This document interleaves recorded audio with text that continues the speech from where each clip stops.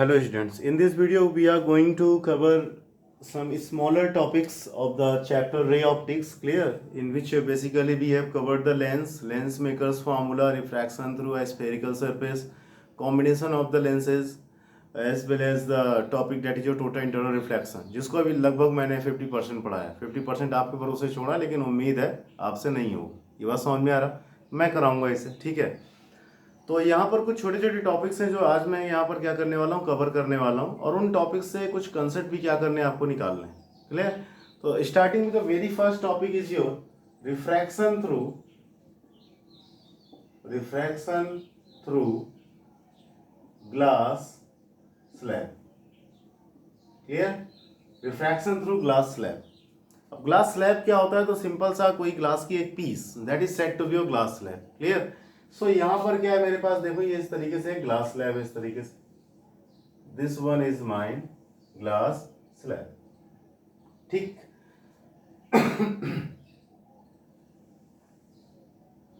ठीक है, ये जो ग्लास स्लैब है इसका रिफ्रैक्टिव इंडेक्स कितना है, सपोज n2 है, ये एयर से सराउंडेड है, तो एयर का रिफ्रैक्टिव इंडेक्स n1 है, और यहाँ पर भी रिफ्रैक्टिव इंडेक्स कितना है आपका, n1। ये बात समझ में आ रही है। इधर से लाइट क्या आ रही, ग्लास स्लैब पर आ रही है, तो ग्लास स्लैब से किस तरीके से रिफ्रैक्शन होगा, क्लियर। ये कंप्लीट ग्लास स्लैब है, सपोज इस ग्लास स्लैब की थिकनेस कितनी है यहाँ पर आपकी, ये t, डन। सो यहाँ पर क्या है, कोई भी एक लाइट रे आ रही है जो इस तरीके से यहाँ पर ये इंसिडेंट हो रही है। जब इस जगह इंसिडेंट हो रही है तो ये किधर जाएगी, तो भाई एयर से किस मीडियम में जाने की कोशिश कर रही, ग्लास मीडियम में जाने की कोशिश कर रही। और अगर एयर से ये ग्लास मीडियम में जाने की कोशिश कर रही है, तो इसका मतलब ये रेयरर से किस में जा रही, डेंसर में जा रही, तो किधर जाएगी, टूवर्ड्स द नॉर्मल। भाई जिस पॉइंट पर आ रही है, इस पॉइंट पर सबसे पहले एक नॉर्मल आप खींच लो, जिस पॉइंट पर आ रही है इस पॉइंट पर आप एक नॉर्मल क्या कर लोगे, खींच लोगे। अगर ये ग्लास स्लैब नहीं होता तो रेज इस तरीके से आगे की तरफ बढ़ रही होती, इसमें कोई कंफ्यूजन नहीं है। ये कौन सी रे आपकी है, इट इज योर इंसिडेंस रे, clear, this is your incidence रे। अब ये रेयर से डेंसर जा रही थी, टूवर्ड्स द नॉर्मल क्या हो जाएगी, बेंड हो जाएगी। तो ये जो ऐसे जाना था इसको, ये टूवर्ड्स द नॉर्मल क्या हो चुकी है आपकी, ये बेंड हो चुकी है।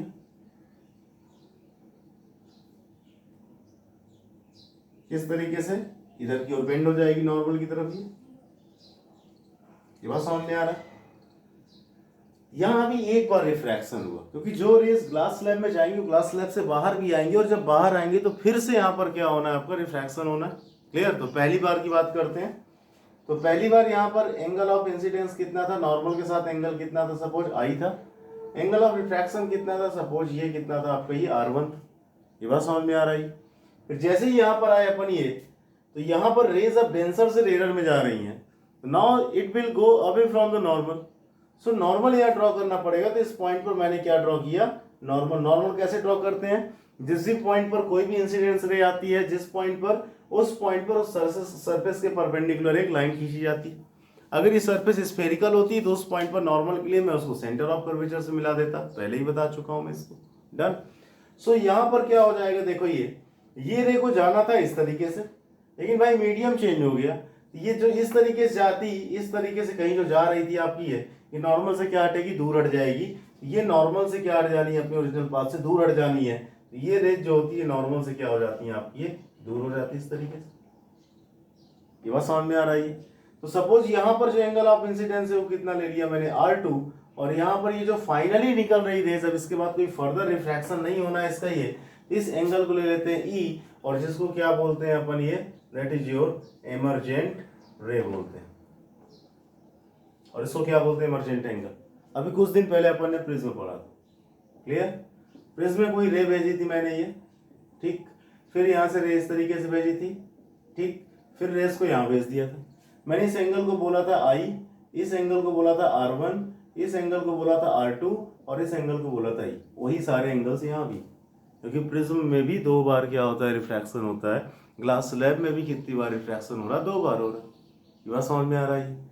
लेकिन प्रिज्म में एक चीज और पड़ी थी कि भाई इंसिडेंस रे इधर जा रही थी अगर प्रिज्म नहीं होता तो, लेकिन प्रिज्म के कारण अपने ओरिजिनल पाथ से कितना एंगल घूम गई, तो ओरिजिनल पाथ से जितना एंगल घूमी वो एंगल क्या कहलाता है आपको, ये डेविएशन कहलाता।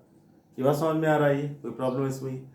तो यहाँ पर एक चीज ध्यान देखना, ग्लास स्लैब के केस में रेस कैसी जानी थी, बिल्कुल सीधे जानी थी, लेकिन ग्लास स्लैब से पास होने के बाद रेज ऐसी चलने लगी। ऐसे चलने का मतलब समझ में आ रहा है कि इंसिडेंट रे और इमर्जेंट रे यहाँ पर क्या है, पैरेलल है।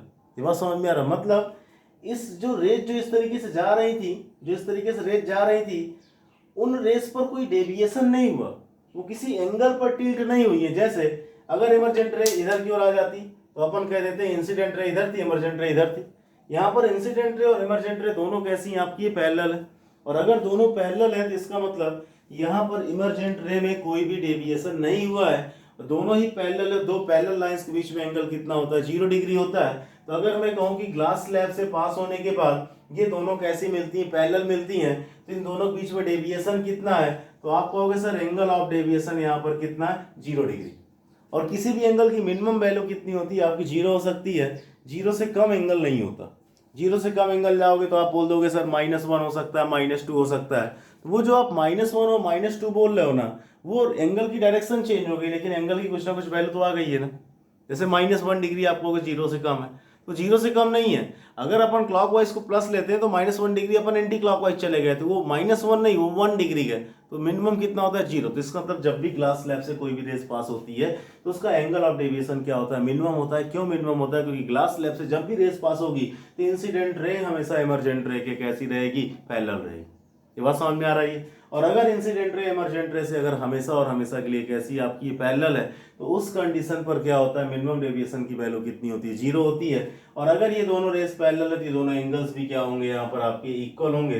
तो फर्स्ट कंडीशन जो मिलती है ग्लास स्लैब से रिफ्रैक्शन के दौरान कि एंगल आई और एंगल ई दोनों कैसे होते हैं, आपके पैरेलल होते हैं, सॉरी दोनों कैसे होते हैं, आपके इक्वल होते हैं। क्यों, क्योंकि ये दो पैरेलल लाइंस का एक सेम नॉर्मल के साथ एंगल है, और दो पैरेलल लाइंस का सेम नॉर्मल के साथ एंगल हर समय कितना होगा, आपका सेम होगा। मतलब कुल मिला के ग्लास स्लैब में angle i is equal to e मिलता है। This is the first, not the first time आप इसको पढ़ रहे हो, पहले ही पढ़ चुके आप 10th में भी इसको ही। सेकंड क्या है, यहाँ पर ध्यान सुनो, ये नॉर्मल और ये नॉर्मल पैरेलल है, ये एंगल है, इसके ये और ये एंगल भी क्या होंगे, आपके इक्वल होंगे। That is your R1 is equal to क्या होगा यहाँ पर आपका ये R2। ये बात समझ में आ रही है। इसका मतलब ग्लास स्लैब से जब भी रेस पास होती हैं तो यहाँ पर एक थर्ड कंडीशन भी निकलती है कि that is your incident ray is parallel to, that is your incident ray, और क्या होती है यहाँ पर ये parallel to emergent ray. Clear, incident ray emergent ray की क्या होती है, पैरेलल होती है। ये 3 सिचुएशंस निकल के आती है जब भी ग्लास स्लैब से क्या होता है, आपका रिफ्रैक्शन होता है। ये बात समझ में आ रहा है। और इन 3 सिचुएशन में एक चीज बहुत इंपॉर्टेंट है, इन 3 सिचुएशन अगर एक साथ होल्ड करेंगे तो डेविएशन वहां पर ग्लास स्लैब पर कितना होता है, 0, जो कि क्या होता है, मिनिमम होता है। अब ध्यान समझना, प्रिज्म में भी अपन ने डेरिवेशन किया किसका, मिनिमम डेविएशन का, और वहां पर भी कहा था कि अगर डेविएशन को मिनिमम होना है, इक्वेशन आई थी वहां पर del is equal to i plus e minus a. इसको इक्वेशन नंबर 2 बोला था मैंने, देख लेना डेरिवेशन में जाके आपने। ठीक, इस डेरिवेशन से अपन ये निकालते हैं कि इंसिडेंट रे अपने ओरिजिनल पाथ से कितना एंगल घूम चुकी, मतलब कितना एंगल ऑफ डेविएशन। तो जब इस एंगल ऑफ डेविएशन को भी हमें क्या करना था, मिनिमाइज करना था, तब भी अपन ने 2 सिचुएशन तो एज इट इज ऐसी ही लगाई थी कि angle I must be equal to angle E, angle R1 must be equal to angle R2। ये 2 सिचुएशन इसलिए लगाई थी अपन ने ये, क्योंकि हमें पता है कि मिनिमम डेविएशन की ये सिचुएशन है। तो यहाँ पर डेविएशन को 0 नहीं कर सकते, क्योंकि प्रिज्म की ज्योमेट्री ग्लास की तरह सिमेट्रिकल नहीं होती। ये बात समझ में आ रहा है। ग्लास स्लैब फ्लैट है, ये इस तरीके से है आपका ही, तो जाहिर सी बात है रेस में कुछ ना कुछ तो डेविएशन होगा ही होगा। मतलब डेल की वैल्यू प्रिज्म के केस में कभी भी 0 नहीं हो सकती, 0 से हमेशा ज्यादा ही रहेगी। तो ज्यादा ही रहेगी तो हम चाहते हैं कि इसकी वैल्यू को मिनिमाइज कर दिया जाए। अब मिनिमाइज करने की क्या कंडीशन लगाई जाए, तो मिनिमाइज करने की वही कंडीशन लगाई जाए जो ग्लास स्लैब में मिलती है, क्योंकि ग्लास स्लैब की इन कंडीशन से ग्लास स्लैब का डेविएशन कितना होता है, 0 डिग्री होता है। इसलिए ग्लास स्लैब की इन कंडीशन का यूज किस में करते हैं, प्रिज्म में, और किसका डेरिवेशन करते हैं, वहां पर अपन ये मिनिमम डेविएशन का डेरिवेशन करते हैं। ये बात समझ में आ रहा है। तो क्यों प्रिज्म में मिनिमम डेविएशन के लिए कि फॉर डेल की वैल्यू dm चाहिए के लिए अपन ने लिखा था angle I should be E, R1 should be और R2, और एक थर्ड कंडीशन और थी कि जो this ray must be parallel to the base of the prism. ये बात समझ में आ रहा है, ये कोई प्रॉब्लम इसमें, डन। तो इस थर्ड कंडीशन को तो छोड़ दो अभी है, लेकिन ये 2 कंडीशन कहाँ से आ रही तो आपको समझ में आ रहा होगा। ये 2 कंडीशन जो कि ग्लास स्लैब से रिफ्रैक्शन दौरान हमको मिलती हैं, इसलिए ये 2 सिचुएशन से यहाँ पर आपकी जनरेट हो। ये बात समझ में आ रहा है। फिर इसके बाद एक टॉपिक और पढ़ना है, that topic is your lateral shift. ये बात समझ में आ रही है। लैटरल शिफ्ट क्या होता है, तो लेटरल शिफ्ट हमेशा ग्लास स्लैब में ही होगा। जब भी रेस ग्लास स्लैब से क्या होती है, पास होती हैं, तो जो इमरजेंट रे मिलती है वो इंसिडेंट रे से कैसे मिलती है आपकी, ये पैरेलल मिलती है। मतलब ऐसा लग रहा है जैसे इंसिडेंस रे में कोई डेविएशन हुआ ही नहीं, बस वो अपनी जगह से हटकर दूसरी जगह आ गई, अपनी जगह से थोड़ा सा क्या हो गई, डिस्प्लेस हो गई, अपनी जगह से थोड़ा सा क्या हो गई, ये शिफ्ट हो गई। तो बस समझ में आ रहा। तो भाई इंसिडेंस रे कितना शिफ्ट हो जाती है ड्यूरिंग इमरजेंट रे, तो अगर इन दोनों के बीच की अपन परपेंडिकुलर डिस्टेंस निकाल लेते हैं तो उसी परपेंडिकुलर डिस्टेंस को क्या बोलते हैं अपन, ये लैटरल शिफ्ट बोलते हैं। ये बात समझ में आ रही है। और इस लैटरल शिफ्ट का क्या करना अपने को, यहाँ पर ये डेरिवेशन करना। तो अगला डेरिवेशन है कि जब भी रिफ्रैक्शन थ्रू ग्लास स्लैब होगा, इसका एक टॉपिक खत्म हो गया, तो उसमें लैटरल शिफ्ट कितना होगा, तो इसी चीज को अपन क्या करने वाले हैं, डिराइव करने वाले हैं। तो मैं यहाँ से इन सबको क्या कर रहा हूँ, रिमूव कर रहा हूँ।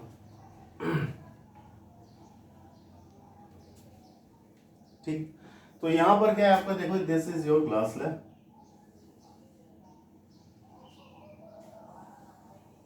क्लियर। एक रे थी यहां पर जो इस तरीके से आ रही थी, जिसको जाना किस तरीके से था, बिल्कुल इस तरीके से निकलना था, करेक्ट। फिर यहां पर क्या हुआ, आपने एक नॉर्मल लाइन खींची, तो ये एंगल क्या बना आपका, ये आई बना, और ये एंगल ये डेंसर से किस में आ रही है आपकी, ये रेयरर में आ रही है, मतलब रेयरर से डेंसर में जा रही है आपकी, ये N2 की वैल्यू N1 ज्यादा थी, डेंसर हो गया और बार बार रेयरर हो गया। तो ये क्या हुआ, टूवर्ड्स द नॉर्मल बेंड होगी थी, टूवर्ड्स द नॉर्मल क्या कर गई आपकी, बेंड कर गई। तो यहाँ पर एंगल क्या बनाया इसने, R1 बनाया। ये बात समझ में आ रही है। फिर इसके बाद यहाँ पर फिर से आप क्या करोगे, एक नॉर्मल ड्रॉ करोगे। जब नॉर्मल ड्रॉ करोगे तो इस एंगल को क्या बोल दिया मैंने, R2 बोल दी। अब इसको अवे फ्रॉम नॉर्मल होना, तो जाना ऐसे था, नॉर्मल से दूर हट गई, और दूर कुछ इस तरीके से हटी है कि ये रे इंसिडेंस रे की कैसी हो गई आपकी, ये पैरेलल हो। ये बात समझ में आ रहा। तो ऐसा लग रहा है जैसे ग्लास स्लैब से पास होने के दौरान इंसिडेंट रे में कोई डेविएशन नहीं हुआ, बल्कि अपनी पोजीशन से थोड़ा सा वो शिफ्ट हो गई, जो ऐसे जाना था वो शिफ्ट होकर इधर से जा रही। ये बात समझ में आ रहा। कितना शिफ्ट हुई, तो अगर इन दोनों के बीच में अपन परपेंडिकुलर प्लॉट कर दें इस तरीके से, ये यही जो परपेंडिकुलर डिस्टेंस है, इसी को क्या बोलेंगे यहाँ पर आप, ये लैटरल शिफ्ट बोलेंगे। और इसी परपेंडिकुलर डिस्टेंस को क्या करना अपने को, यहाँ पर ये कैलकुलेट करना। ये बात समझ में आ रही। क्योंकि ये दोनों एंगल यहाँ पर इक्वल होते हैं, R1 और R2 दोनों इक्वल होते हैं, तो इसको अपन R बोल देते हैं, तो ये भी क्या हो जाएगा आपका, R हो जाएगा। ये बात समझ में आ रही। और यहाँ से क्या कर देते हैं अपन, यहाँ पर इस नॉर्मल को पूरी तरीके से यहाँ पर ये मिला देते हैं, और इसको अपन ड्रॉ ही नहीं करते। ठीक, इस नॉर्मल को पूरी तरीके से यहाँ पर क्या कर दिया, मिला दिया।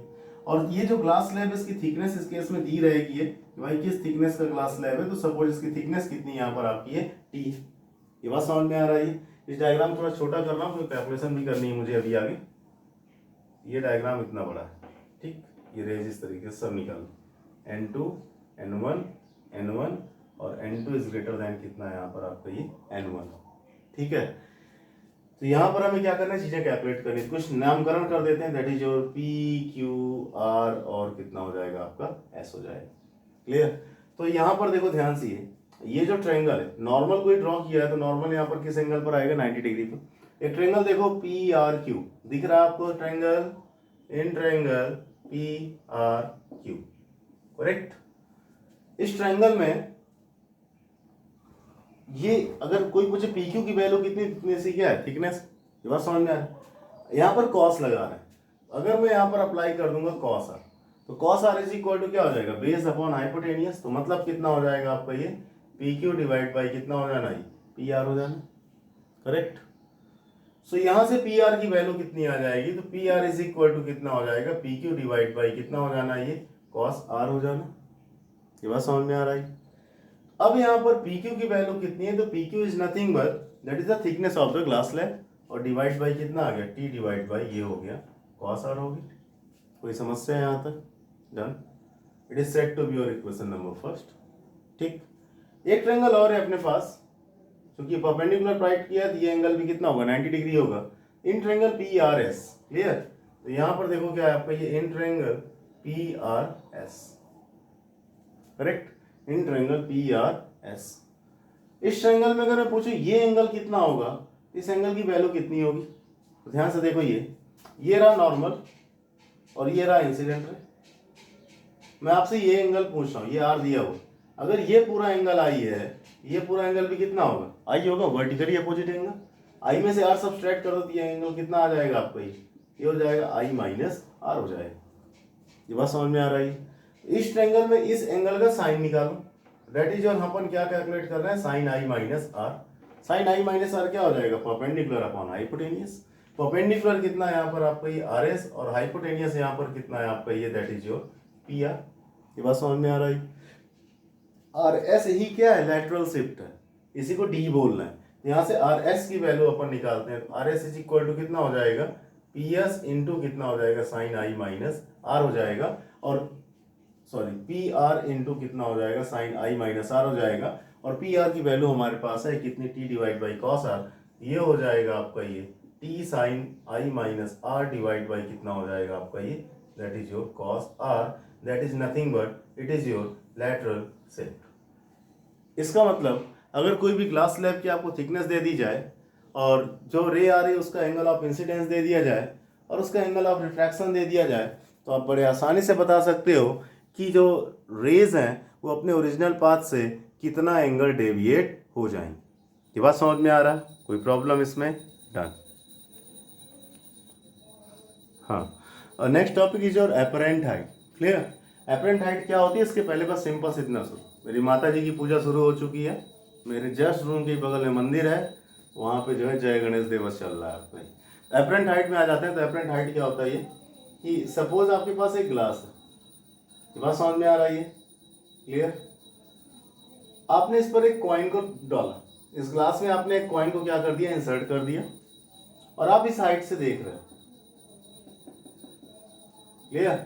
आप यहां से क्या कर रहे हो, इसको ये देख रहे हो, तो आपको ये कॉइन यहीं पर दिखाई देगा, ठीक। क्योंकि ग्लास अभी खाली है। खाली का मतलब ग्लास के अंदर कौन सा मीडियम है अभी आपका, एयर मीडियम। अगर इस ग्लास में वाटर भर दूं,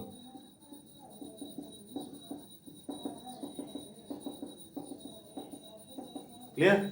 अब अगर कॉइन देखोगे तो ये आपको उठा हुआ दिखाई देगा। ये बात समझ में, प्रैक्टिकल भी एप्लीकेशन आपने किया है। कॉइन आपको यहां दिख रहा था पहले जब एयर मीडियम था, बीच में वाटर भर दो, ग्लास भर दो, कोई भी ट्रांसपेरेंट मीडियम भर दोगे, ये कॉइन हमें थोड़ा सा अपनी पोजीशन से उठा हुआ दिखाई दे। ये बात समझ में आ रहा है, कोई प्रॉब्लम इसमें ही।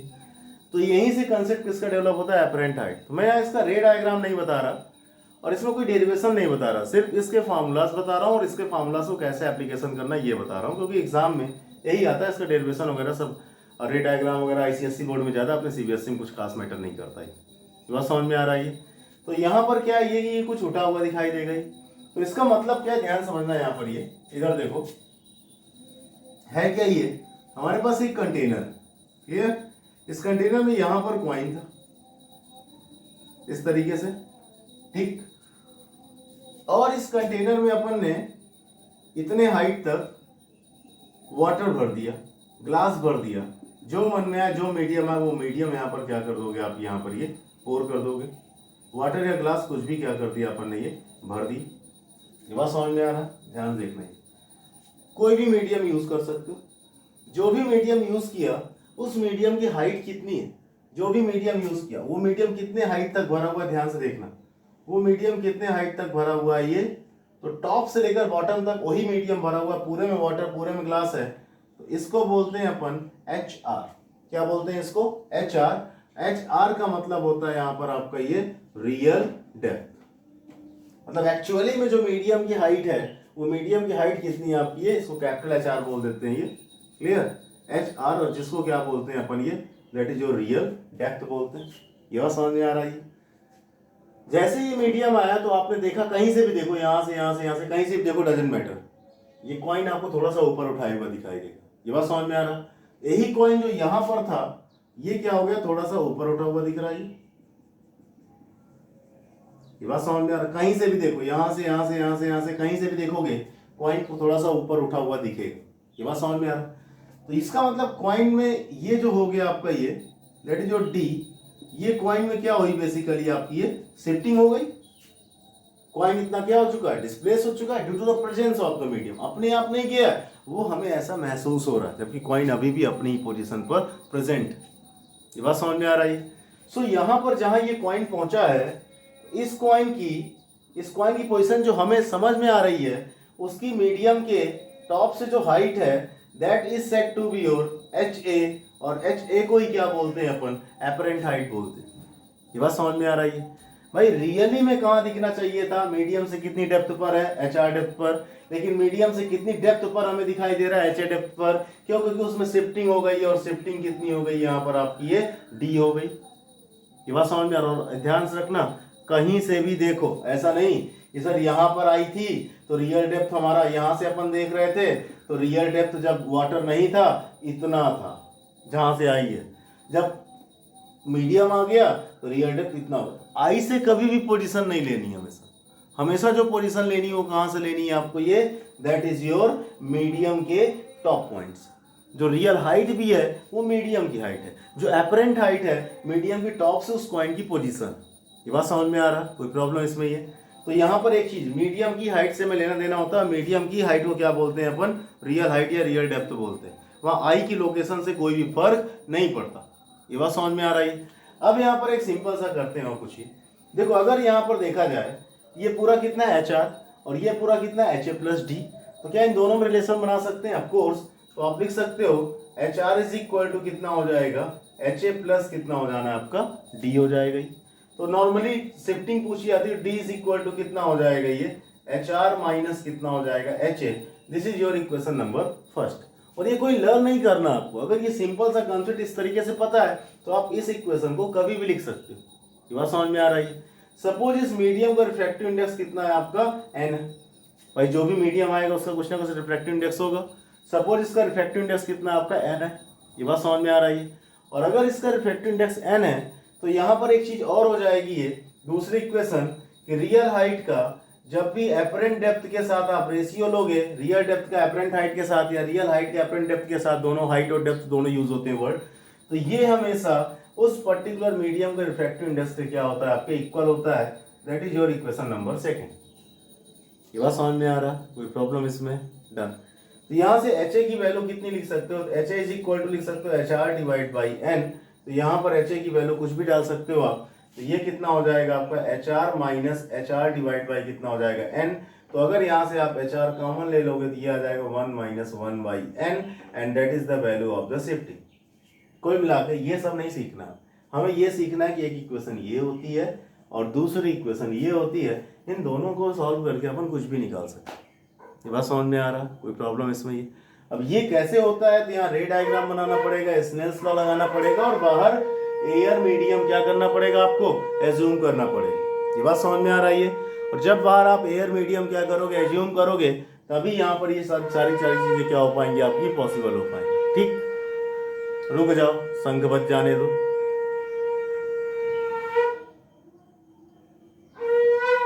एक बार और बचा है, तब तक एक प्रॉब्लम लिखता हूं।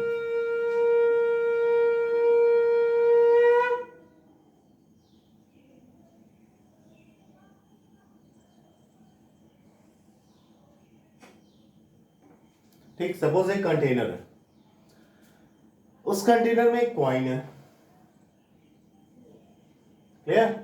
उस कॉइन के ऊपर एक लिक्विड भरा हुआ, ये जो भी लिक्विड है इसका रिफ्रैक्टिव इंडेक्स कितना है, n1। और ये जो लिक्विड है किस हाइट का है आपका, ये तो ये हाइट है इसकी, ये h1। पहले देख लो स्क्रीन में आ रहा कि नहीं आ रहा क्वेश्चन, आ रहा। ठीक, इसकी हाइट कितनी है आपकी, h1। सपोज n1 वाला जो मीडियम है पेट्रोल है, क्लियर?